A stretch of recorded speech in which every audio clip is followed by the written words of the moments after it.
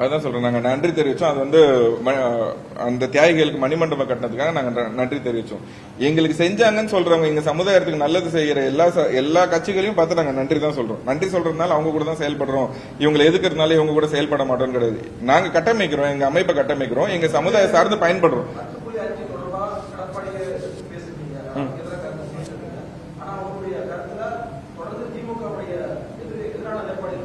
இல்லங்க, இப்போ தமிழ்நாடு 3 கட்சி ஆண்டிருக்கு. இது வரைக்கும் காங்கிரஸ் ஆண்டிருக்கு, அதிமுக ஆண்டிருக்காங்க, திமுக ஆண்டிருக்காங்க.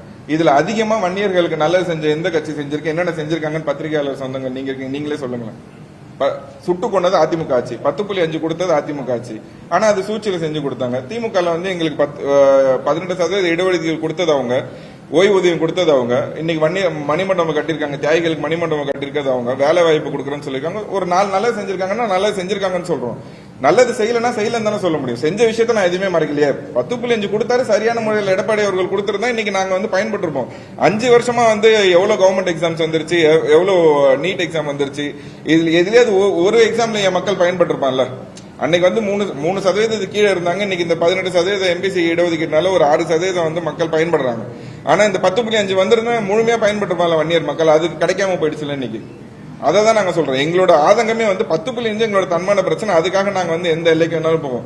யாரு கூட கூட்டணி வைக்கிறோம் வைக்கலன்றது இங்க பிரச்சனை கிடையாது. எங்களுக்கு 10.5 கொடுக்கறதுக்கு யார் தயாரா இருக்காங்களோ அவங்களுக்கு நாங்க ஆதரவு தெரிவிப்போம். கொடுத்தா எங்களுக்கு 10.5 தானே வேணும். அதுக்கு அதிமுக இருந்தானே திமுக இருந்தானே. எங்களுக்கு 10.5 யார் தராங்களோ அவங்க கூட போவோம் தான் நான் சொல்றேன். அவர் கொடுக்கல. அவர் வந்து 5 வருஷமா அவர் பேசவே இல்லை எந்த இடத்துலயுமே. 5 வருஷமா அவர் ஏதாவது ஒரு இடத்துல 10.5 பத்தி பேசியிருக்காரா? இல்ல வந்து இன்டர்வியூ இருக்கலாமே. நடக்கிற லீகல் பேட்டல் அவரோட கட்சி சார்பாவோ இல்ல அவர் சார்பாவோ யாரோ ஒருத்தர் இன்டர்வியூ ஆகி நாங்க சரியா தான் கொடுத்திருக்கோம் சொல்லிருக்கலாம். இல்ல ஏதாவது ஒரு பிரஸ் மீட் வச்சு நாங்க சரியான முறையில் தான் கொடுத்திருக்கோம், இந்த கட்சி சூழ்ச்சி செய்து அந்த கட்சி சூழ்ச்சி செய்துன்னு ஏதாவது சொல்லிருக்கலாம். ஒரே ஒரு வார்த்தை கூட பேசல. அவர் கடலூர்ல கூட ஒரு 10.5 பத்தி பேசல. அவரு ஓட்டு சேகரிச்சுட்டு அவர் போயிட்டாரு. அங்க இருக்க சொந்தக்காரங்க கேக்குறாங்க, வன்னியர் சொந்தங்கள் கேக்குறாங்க 10.5 பத்தி பேசுங்கன்னு சொல்லும் போது அவர் பதில் சொல்றாரு, நான் தானே கொடுத்தேன், நான் ஆட்சிக்கு வந்தா கொடுக்குறேன்னு. இது எந்த விதத்துல நியாயமாகும்? அதே எடப்பாடி அவர்கள் அதோட நிறுத்திருந்தா திருச்சியில போய் முடிஞ்சு போன பிரச்சனைன்னு சொல்றாருல்ல. நாங்க அதான் சொல்றோம். எங்களுக்கு எதிராக செயல்படுறாங்கன்னா நாங்க வன்மையா கண்டிக்கிறோம். அது யாரா இருந்தாலும் சரி. எங்களுக்கு ஆதரவா இருக்காங்கன்னா நாங்க வரவேற்று கையெடுத்து கும்பிடுறோம் தான் நாங்க சொல்றோம்.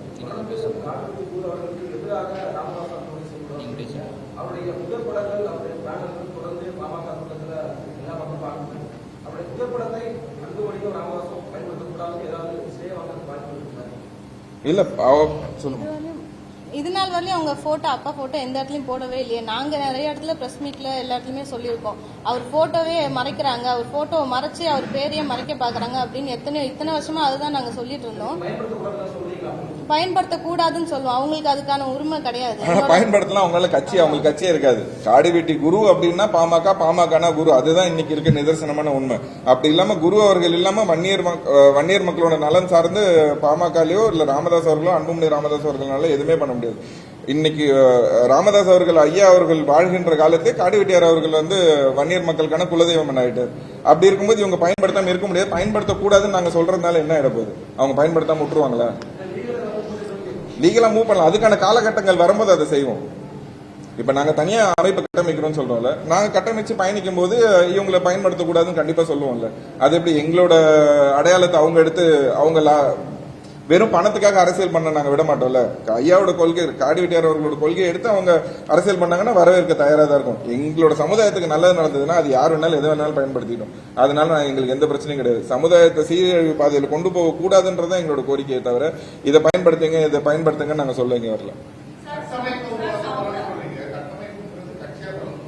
கட்சியாவோ இல்ல சங்க அமைப்பாவோ எதுவா இருந்தாலும் அதுக்கான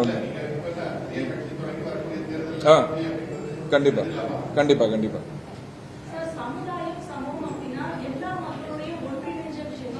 கண்டிப்பா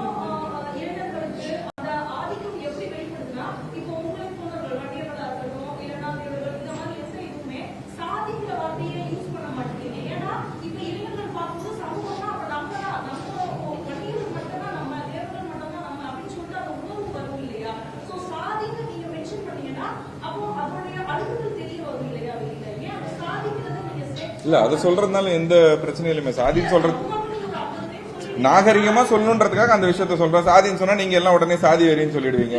சமூகம்னு நாகரிகத்துக்காக பேசுறது. நான் சொல்றது ஏன் என் சொந்த சாதிக்காக என்ன பிரச்சனையை தான் நான் கேட்க முடியும் ஃபர்ஸ்ட்.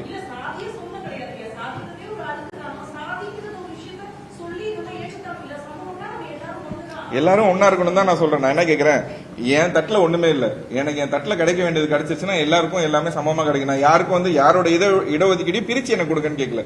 சமமா 100 விழுக்காடு எல்லாருக்கும் பிரிங்க, எல்லா சமூக மக்களுக்கும் எல்லா சாதி மக்களுக்கும் பிரிச்சு கொடுங்க. எனக்கு 1% தான் இருக்குன்னா 1% போதும்.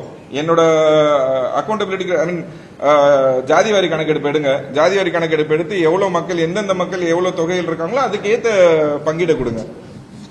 முறையான பங்கீடு கொடுங்க தான் நாங்க கேட்கிறோம். எங்களுக்கு மட்டும் 10.5 கொடுங்க, மத்தவங்க யாருக்கும் எந்த சாதி மக்களுக்கும் எதுவும் கொடுக்க வேணாம்னு சொல்ல. எல்லா சாதி மக்களுக்கும் இடஒதுக்கீடு தேவை, அவங்களுக்கான ப்ராப்பர் ரெப்ரசன்டேஷன் இருக்கணும்னு தான் சொல்றேன். எங்க சமுதாய மக்கள் எங்க சாதி மக்களுக்கான ரெப்ரசன்டேஷன் அன்புமணி ராமதாசன் நினைச்சுக்கிட்டு அவங்க பண்ணாம இருக்காங்க. அவங்க இத்தனை நாள் எங்க ஜாதி மக்களை வஞ்சிக்கிறாங்க. என் ஜாதி மக்கள் தான் இன்னும் குடிசை வீட்டுல இருக்காங்க. இன்னும் தமிழ்நாடோட டேட்டா படி ஐ மீன் அசம்பிளியில சொன்ன டேட்டா படி 70% வன்னியர் மக்கள் இன்னும் குடிசை வீட்டுல இருக்காங்க. ஆனா அன்னைக்கு வெறும் மஞ்சள் பையை தூக்கிட்டு மெட்ராஸுக்கு வந்த அன்புமணி அவர்களும் ராமதாஸ் அவர்களும் இன்னைக்கு வந்து சொகுசு பங்களால இருக்காங்க. அவங்க வந்து அவ்வளவு என்ன சொல்றது லக்ஸரியான கார்ஸ் வச்சிருக்காங்க. இதெல்லாம் வந்து அவங்க ஊசி போட்டோ டாக்டர் தொழில் பார்த்தோ சம்பாதிக்கல. என் மக்களை ஏமாத்தி சுரண்டி தின்னு சம்பாதிச்ச காசு. அதனால நாங்க தான் அவங்களை கேள்வி கேட்க முடியும். நாங்க வேற யாரையும் நான் கேள்வி கேட்க முடியாது. என் சொந்த சமுதாய மக்கள் என் சொந்த சாதி மக்களை ஏமாத்துற அன்புமணி அவர்களை பார்த்து மட்டும் தான் நான் இந்த கேள்வி கேட்க முடியும்.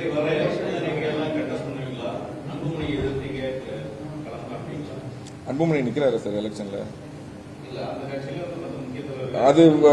அது அந்த ஃபியூச்சர் ஸ்டேஜஸ்ல பாப்போம் சார் என்ன பண்றாங்க. அதுக்கு அவங்க எடுக்கிற முடிவுக்கு நாங்க ரியாக்ஷன் கண்டிப்பா இருக்கும். ஏன்னா அவர் இன்னைக்கு ஒரு முடிவு சொல்லுவாரு, நாளைக்கு ஒரு முடிவு சொல்லுவாரு. தேர்தலுக்கான அமைப்பா தான் இருக்கும், எடுத்துக்கலாம்.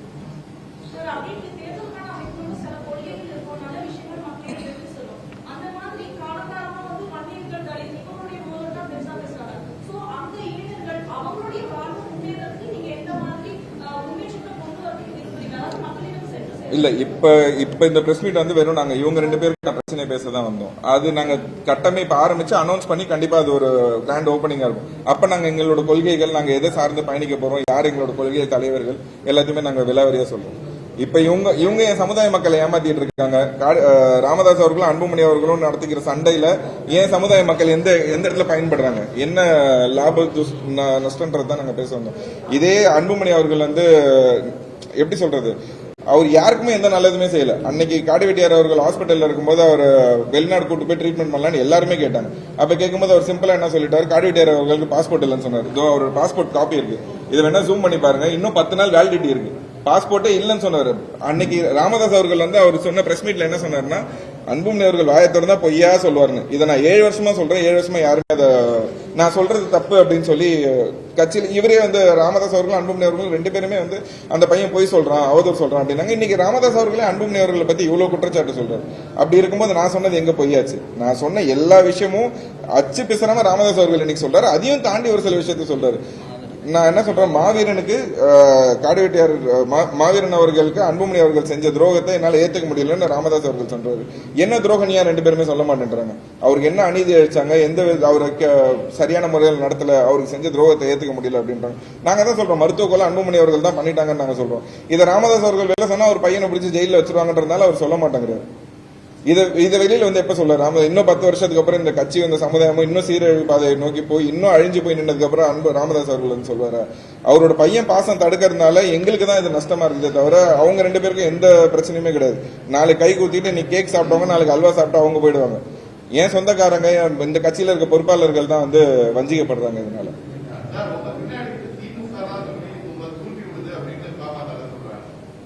அதேதான் அங்கேயும் சொன்னாங்க.